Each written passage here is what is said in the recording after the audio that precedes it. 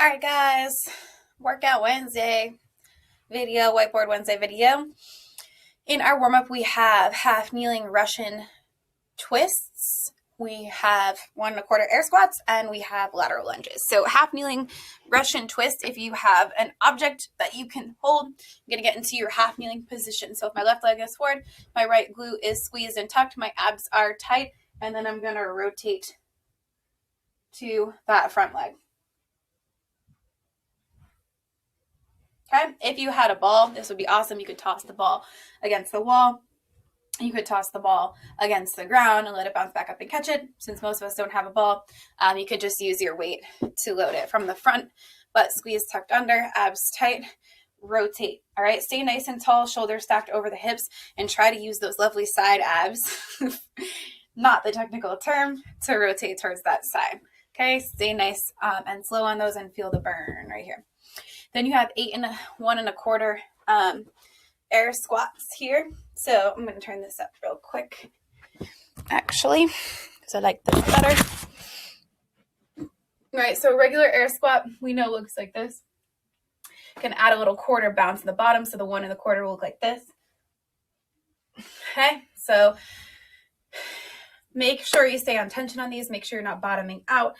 Make sure you're not relaxing into the bottom. Abs are tight. Feet are about shoulder width apart, toes pointed slightly out. Unless you know that you have a different preference in your squat stance that works for you. Like me, I like to go a little bit more narrow with my toes pointed forward, but that stance works for me, and I'm able to keep a good, nice long spine position and really fire everything up in my legs. All right, so one more time. I'm going to go slow-mo. So I'm going to hit my air squat, full range of motion with my spine nice and long, knees in line with my feet. I'm going to come up just about 1/4 of the way above parallel, back down, drive up out of the hole.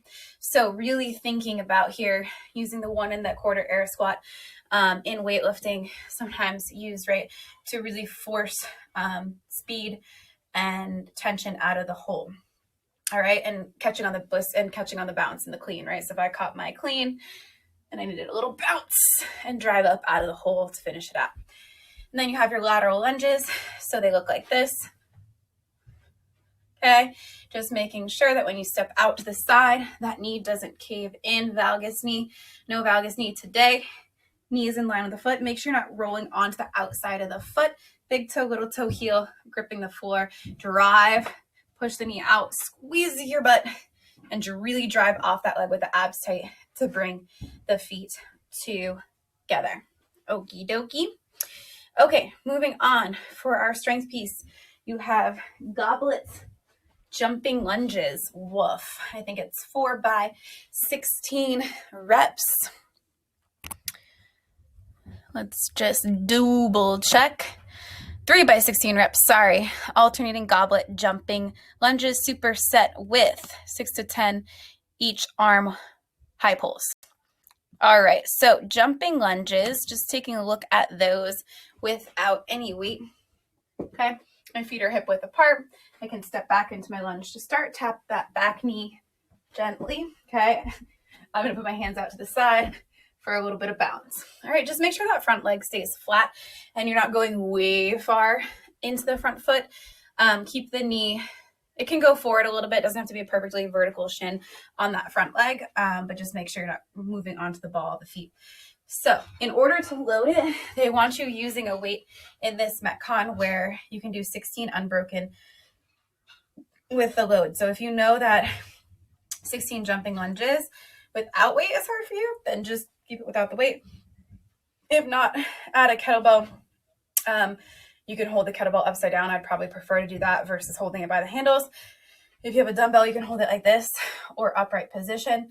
Just get those lats in tight, elbows up and under, and then you're going to hit your lunge.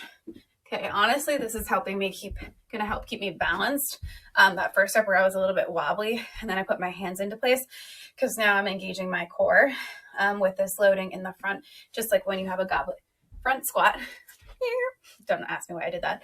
A goblet front squat, it forces you to brace your core, and that makes the front squat more efficient, faster, more force, etc. Alrighty, and then you have your high pull. So feet are hip width apart. Gonna get your dumbbell or kettlebell in one hand here, and then you're going to zip up your jacket. So the kettlebell edge or dumbbell edge is going to travel basically up the middle of your body as if you were actually zipping your hoodie up, making sure that you lead with the elbows. The elbow should be slightly higher than the hand at the top, and then slow lower. You can go a little bit faster up, slower down. Make sure you're not shrugging up that trap to lead the way and doing one of these. Make sure you're not using a lot of rotation, doing a little lawnmower type yank with the high pull. Make sure you're not doing one of those, throwing the head forward, just like we say in the bent over rows, like using some sort of kind of lean forward momentum, anything like that. Just keep the torso nice and upright, shoulders stacked over the hips, butt squeezed. Lead with the elbow, slow, lower, making sure you don't shrug up or let the shoulder roll forward at the top like so. Okay, so there should be a good amount of space in between your ear and your trap on that. All right, then we're going into our Metcon conditioning, 8 rounds, 1 minute AMRAP, 1 minute rest, 8 goblet gate swings, and 20 bicycle crunches. 8 goblet gate swings and 20 bicycle crunches. So goblet gate swings, regular gate swing without our weight is our air squat, hop in, hop out. Again, keeping tension, not collapsing into the bottom. I just kind of go with what's natural in my arms there to assist with the movement. So if you know that these are a challenge to get 8 unbroken, or you're just not quite ready to load it, don't load it, no problem. Same loading pattern with our kettlebell or our dumbbell as our jumping lunges. And then you're just popping down, popping in. It's going to be really important on these to support the weight in a nice front rack position. Okay. To make sure the chest doesn't drop forward on those. Otherwise, that movement is going to become really inefficient and become very, very taxing. All right, so make sure the chest stays up nice and tall. Pull the feet together. You extend the knees and the hips. Don't lock them out super hard. Just extend them down. I would pick a nice target in front of you to look at the entire time to keep your gaze neutral. So you'll do your reps there. Then you'll go right into your alternating bicycle crunches. Haven't done these in a hot minute, right? I'm going to go right elbow, left knee, and then alternate left elbow, right knee. Try to really focus on the rotation piece like we did in the warm-up, twisting from the obliques. Alrighty, so you'll do a minute of those. You'll get through as many reps as you can in the minute, focusing on a high intensity but repeatable effort. That's all you got for today, guys. Have a good one.